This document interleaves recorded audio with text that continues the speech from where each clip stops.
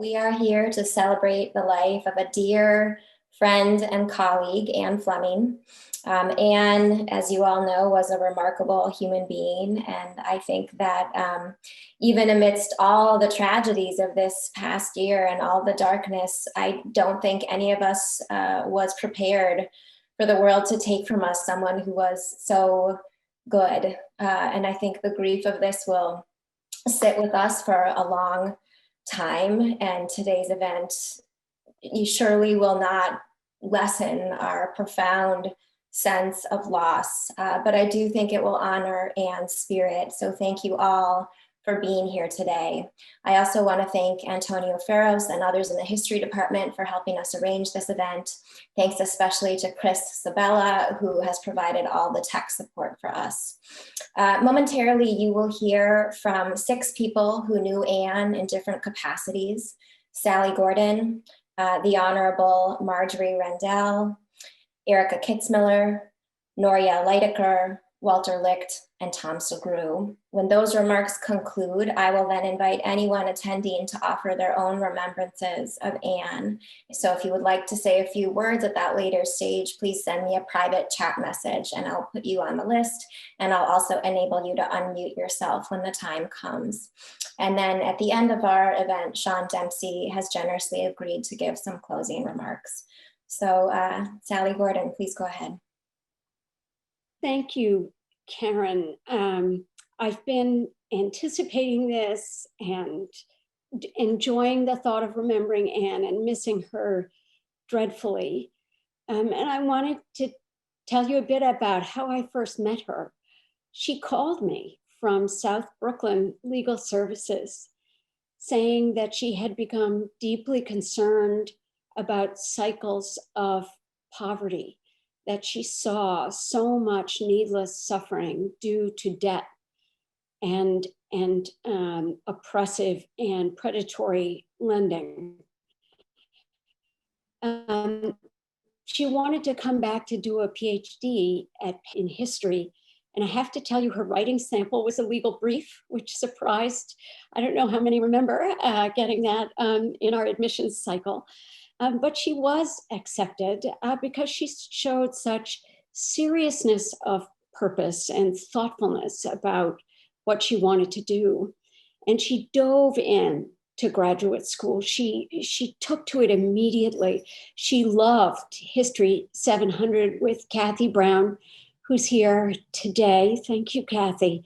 And who gave her the Borrower's Tale title that for her 700 paper that was subsequently published. I should also say that Anne loved teaching and learning from her teachers, among them Walter Licht, who's also here.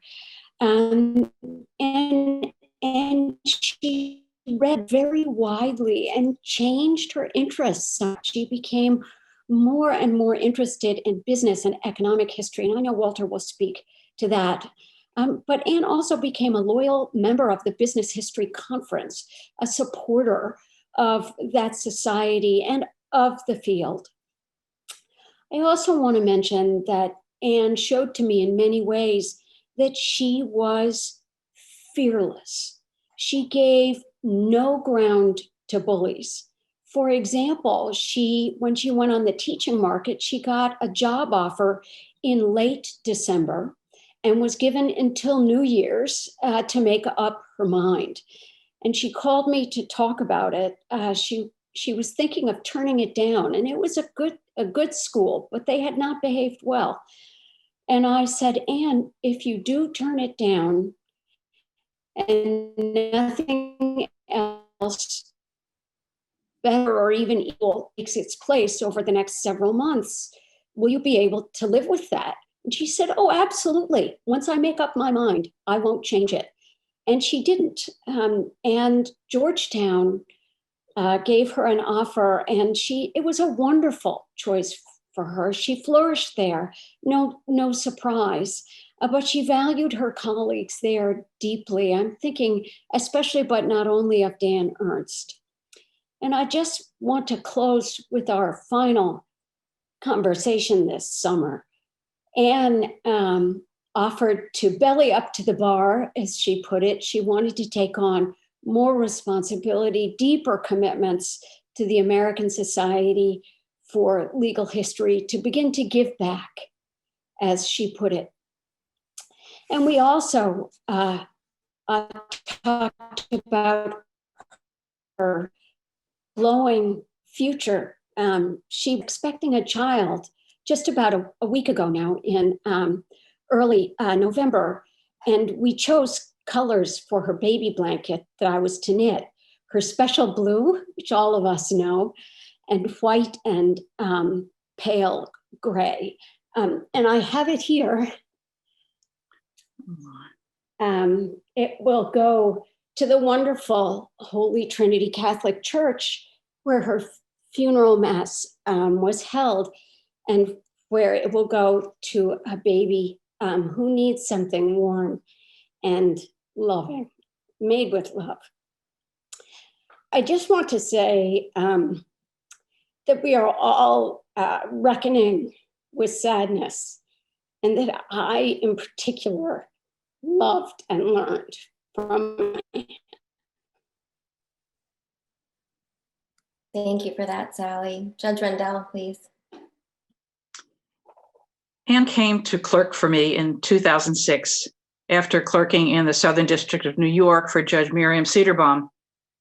I was immediately impressed with her maturity, perhaps in contrast to her co-clerks, both males just out of law school, who could be sophomoric at times. Not Anne. She was the adult in the room.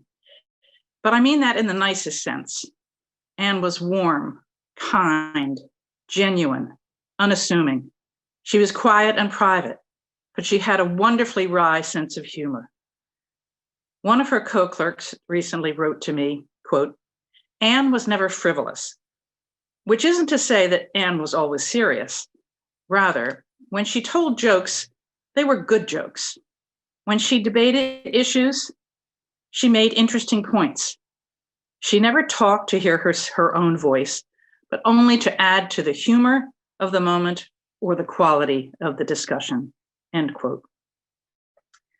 As to her legal acumen, she's been described as brilliant, stunningly impressive. As Lawrence Tribe noted in his recommendation letter to me, she only had 2 grades below A at Harvard Law. Anne had the ability to write and speak plainly about complex legal issues. She invariably offered subtle, original, powerful insights. In her quiet way, she pierced through the noise. Of course, after leaving me, she mapped a trajectory of scholarly accomplishments that was no surprise, earning a doctorate at Penn and becoming a beloved professor. In my 26 years on the bench, I have had nearly 100 law clerks. I call them all my children. I mourn the fact that I have lost one of them, one of my favorites. Perhaps more than anything else, Anne had an appreciation for the role of the lawyer in creating a just society. Thanks to her, our society is a bit more just, but we still have lots of work to do. Let's hope that her life and work will inspire others to the cause. Thank you, Judge Rendell. Erica.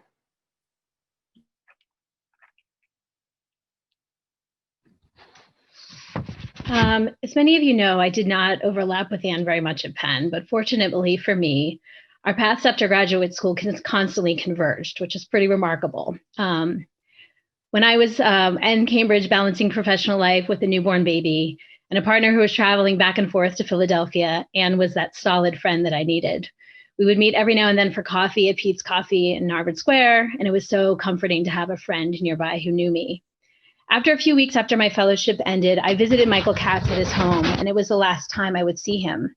As my son fiddled around and rearranged basically every item in Michael's living room, much to his delight, thankfully, I remember Michael joyfully talking about all the students who had come to visit them, and one of them was Anne.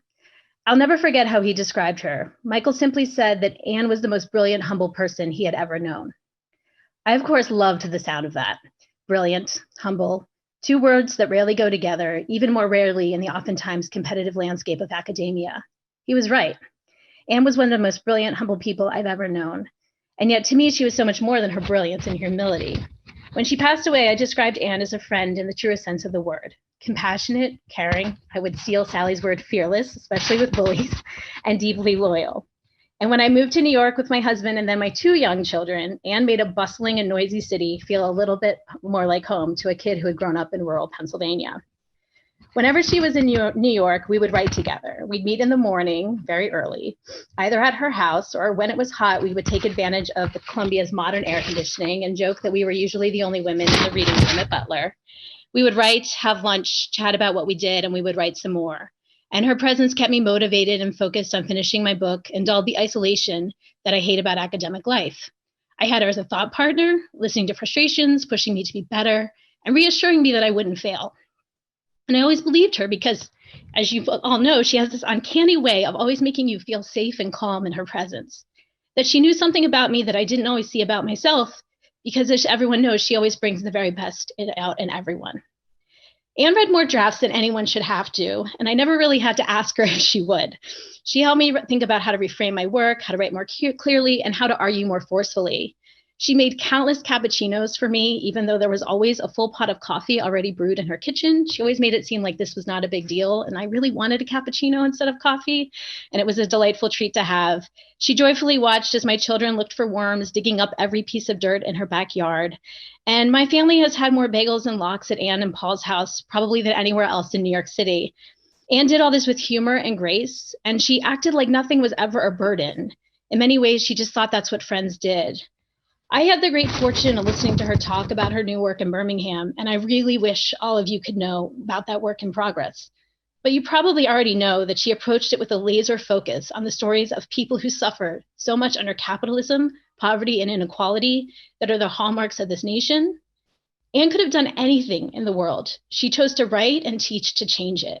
And she did that every day in her friendships, her teaching, and of course, as many of you know, her scholarship. The world is a better place because Anne was in it. She was my cheerleader, my comrade, my confidant, and she will be missed dearly by all of us who know and loved her. Thank you, Erica. Noria.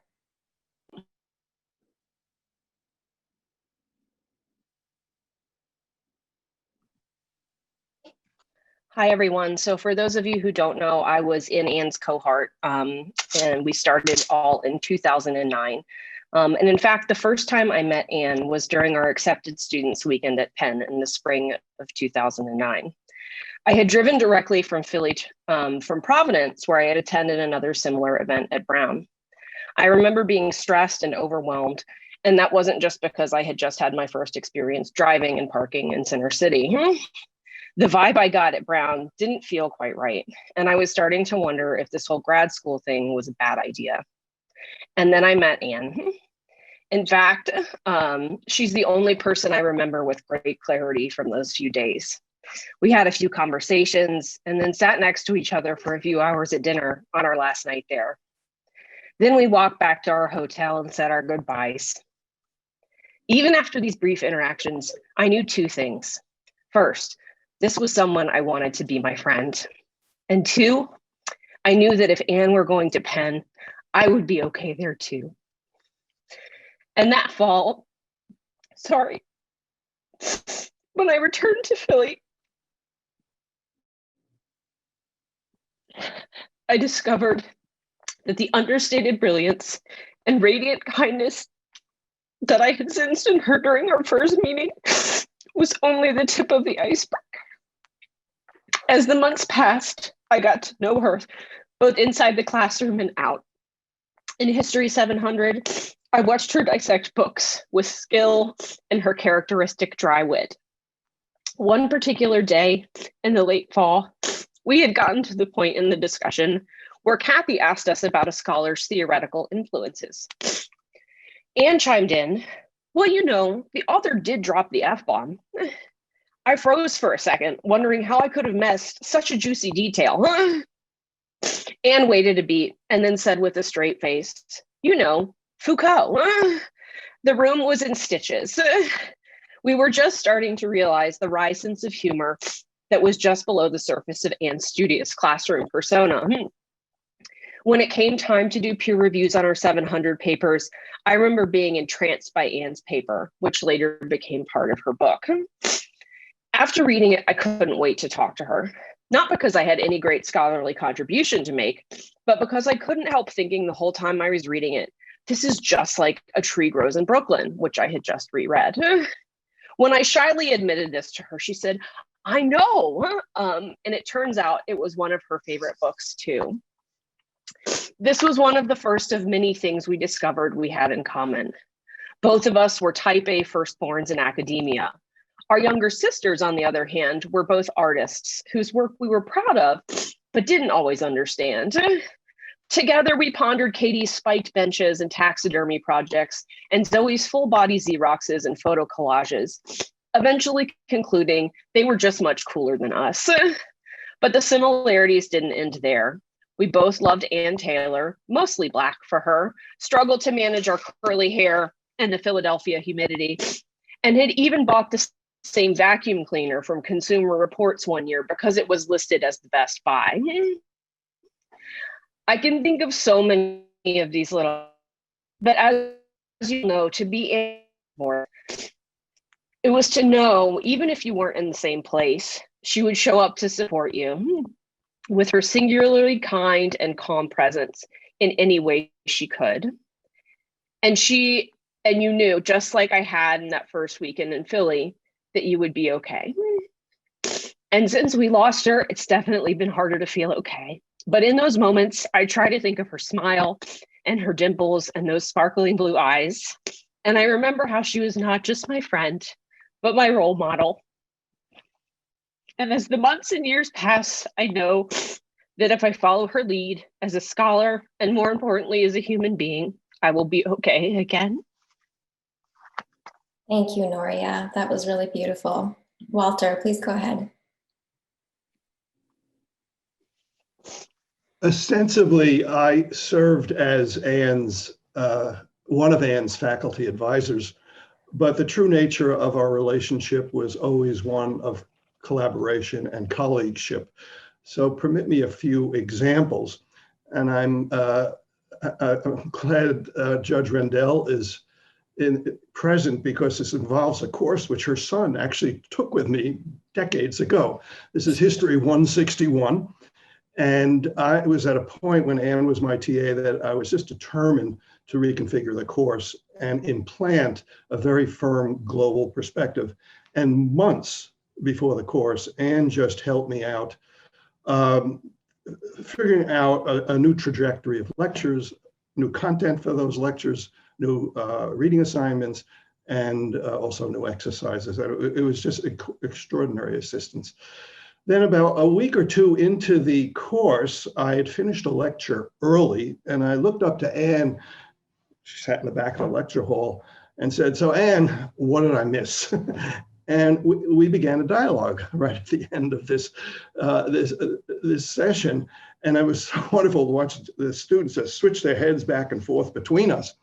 And that became a fixture in the course, that end game. And about 2 years ago, a student who had graduated but had taken that course finally remembered it. And I asked him, well, what about it? Did you remember? And this is his words. "I remembered that duet between you and the TA, Anne." And that was exactly what it was, a duet. Anne, as probably you know, late in her coursework decided to create a field for her general exams in US economic, business, industrial, and labor history. And that's when I joined the group. She compiled this voluminous reading list to plow through, and once a week she'd show up at my office to discuss what she had read. And the first time she did it, she's just talking about something, and I just grabbed a notepad and started scribbling notes. And she said, "Well, why are you writing notes?" And I said, "I've been listening to you, and I really have to go back and revise a portion of a chapter that I thought I had just finished writing." Then when again, this to the collaborative colleagueship nature. Then during the whole process of her writing her dissertation and then revising it for publication, the reading of her drafts and the back and forth we had as I gave her feedback really turned out to be more of an educational experience for me than whatever feedback I gave her. And it did not surprise me, and this relates to something Sally said, that when City of Debtors was published, and this is a work, you know, that is a study of the history of law, regulation. It's an urban history. It's also just a social history, but it did not surprise me that it became so honored by business historians.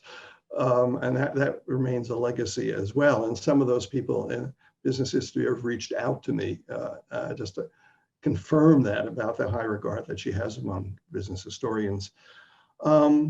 I'll give you one last incident, and I could pile on more about the nature of our relationship, but let me finish with this, just one other instance.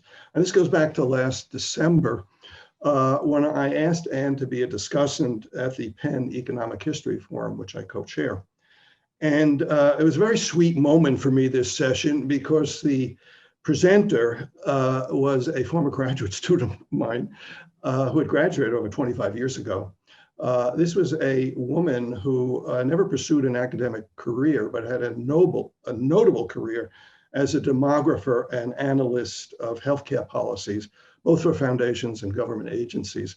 And she had stumbled in one of her research on some to the 1870s and the origins of some practices in the insurance industry. And she had a kernel of an idea for a book. And I had lost contact with her, and she got a hold of me just to go over this. And I was just overwhelmed by what she had found. And she had actually drafted a chapter and actually got a contract from Oxford University Press for this book. I read that chapter and I thought, this is absolutely perfect for the Penn Economic History Forum as a paper, and Anne would be the perfect discussant.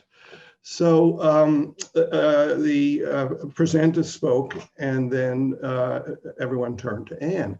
And it was so interesting, there were about 25 people in the room, how to watch everyone just get almost embraced by Anne, and her embracing them. It was just this golden moment in this room. And that partly had to do with her bearing, you know, her very bearing, and that incredible smile. But it was also about the grace, I'd say the utter generosity, and the sound advice that she offered during her remarks here. So afterwards, we gathered together, and the two women and I went off to have a beer. And they had never met before, and they started into a dialogue, into a dialogue as if they had been intellectual soulmates for years. And I just tagged along. And then over a number of beers, Anne suddenly looked at her watch and said, "Oh my God, I got to get to 30th Street Station. I'm meeting Paul to go to the theater." And I said, "Well, what are you seeing?" And she said, "I'm seeing Ethan Hawke in Sam Shepard's A True West." And I just looked at her and I said, "Oh." And then she said, "Well, did you see it?" I said, "Yes, but I won't say another word." And about 3 days later, she calls me and we had a good long conversation, just exchanging impressions and thoughts about the play. So, you know, she was well read, and that's another aspect of her. Sadly, that was the last time I ever had any communications with Anne. And the unfathomable news that came to me on her death was staggering, and was just filled with many tearful moments, particularly in some communications with people around this table of the Zoom conversation. And I'm still staggered. There is some solace personally for me that Anne Fleming, a student, but certainly as colleague, was a part of my life. But I've had this memory of something that happened between us that is kind of etched there, and I suspect will be there for the rest of my lifetime. And it involves her walking into my office after reading a ridiculous amount of stuff as part of her preparation for a field exam. And she would sit down and there was this unbelievable smile. And we had some small talk. And then she just look at me smiling and say, "Let's begin." And that I will forever remember. That's a wonderful image. We're going to turn now to Tom, but just as a reminder, if anyone attending would like to say a few words, you're welcome to do that. The way to indicate that to me is send me a private chat message and I'll put you on a queue and I'll invite you to unmute at the appropriate time. Tom, go ahead.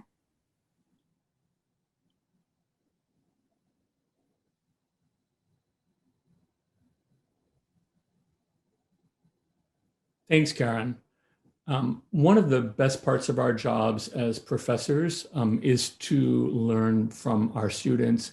And over the years, I learned so much from Anne, from her comments in my class to the remarkable guest lecture on the Warren Court that she gave for my course on America in the 1960s that led a couple of hundred students to spontaneously rise in a standing ovation to her remarkable dissertation. But I think one of the things I most learned from Anne was not the profound knowledge and depth of her understanding of things, but a disposition, a habit of mind, a way of approaching her work as a scholar, as a teacher, as a student. And I want to reflect on that a little bit for the next few minutes. Anne's life and mine intersected first in the classroom in her first year at Penn when she took my seminar on 20th century US history. From the first day in class, it became clear to me that she was different from most graduate students, that she stood apart, in fact, from most of the people in her two professions, law and history. With all due respect to my colleagues and friends, the law and history are disciplines of talkers. And I'm reminded of that wonderful inscription on the leaded glass window in the Furness Library, talkers are no great doers. Unlike many lawyers who are quick to offer a glib opinion on almost anything, Anne stood out for offering only carefully considered opinions. Unlike many history graduate students, especially those in first and second year graduate seminars, when we feel, pretty much all of us, insecure, wondering how it is we got there and how it is that so many of our classmates know so much more than we do, or at least seem to, Anne didn't follow the customary path. She didn't name drop prominent authors or prattle on about structure versus agency or pretend that she knew more than she actually did. She listened really carefully. And as I quickly discovered, she carried that habit of mind, that disposition, to her reading, to her scholarship. When she spoke up in class, she always had something deep and original to say, never glib, never superficial, never flashy, just really smart, methodical and rigorous, deeply informed always, and as a number of you have already pointed out, often dryly witty too. That was a quality that I really came to appreciate in Anne over the years that I knew her. Anne was very much like her mentor, our late great colleague, Michael Katz. In fact, maybe dispositionally and topically, she was maybe the truest of Michael's many extraordinary students. It showed in the choice of the subject for her dissertation and remarkable book. She used the kinds of records that Michael had used more tentatively than Anne. Anne really went in and looked at the kind of the stuff of social history with a really fresh and original eye. She gave voice to the economically precarious New Yorkers whose stories that she dug up through her rigorous archival research. She situated those voices in their larger legal, economic, and political contexts. She paid attention to the institutions that shaped and constrained those voices, their opportunities. Just as Anne listened in the classroom, just as she listened to us, to her fellow classmates, so too did she really listen to her sources. And that gives her scholarship such power, and I think will really make it endure. Anne also conducted what I would consider to be the best kind of engaged history. She didn't draw a bright line between past and present. Her decision to come to graduate school grew out of her work at Brooklyn Legal Services, working with disadvantaged people in South Brooklyn. And she engaged questions of central importance for lawyers grappling with poverty, for all of us trying to understand enduring inequality in our society.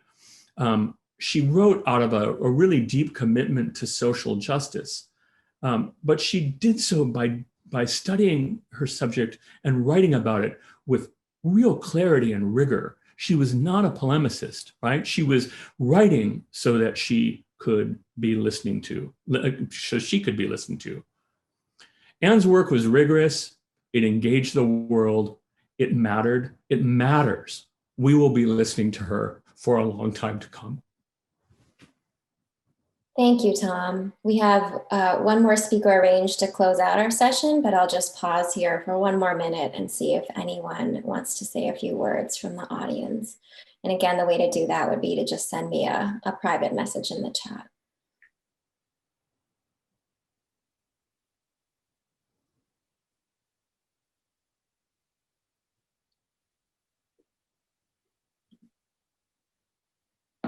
Well, I'm sure we'll continue to remember Anne in our own ways and share remembrances with each other for years to come. I'll invite Sean Dempsey now to close out our convening. Thank you, Sean.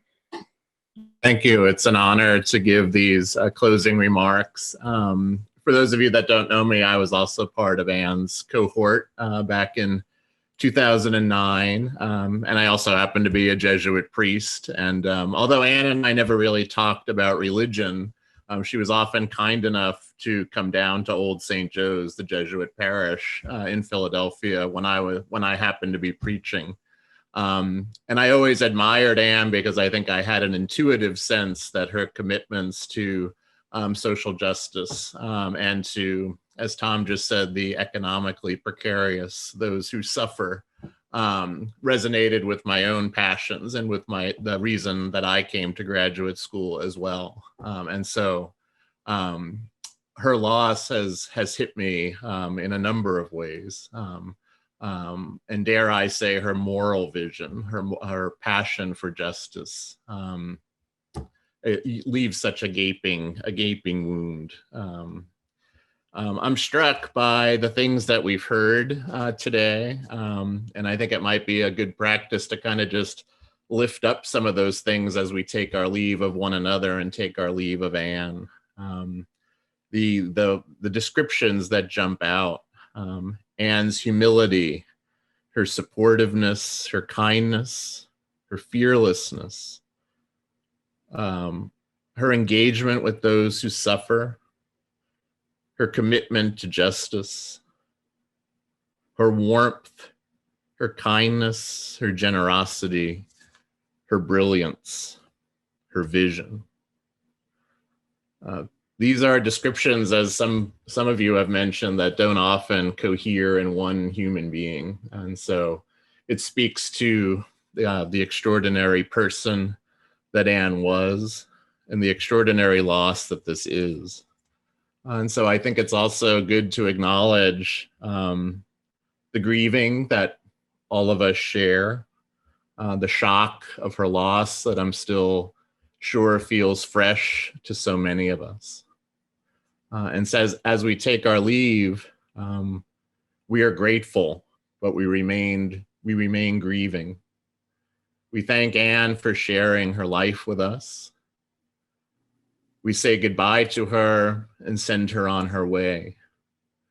We pray each in our own way that healing may flow from this very real and deep sorrow, that hope may emerge from this darkness, and that Anne's memory may continue to be a blessing for all of us who encounter her work and who keep her memory alive. And finally, we ask that eternal rest be granted to her, that perpetual light shine upon her, and that she rest in peace. Thank you, Sean. Thank you, everyone. Take good care.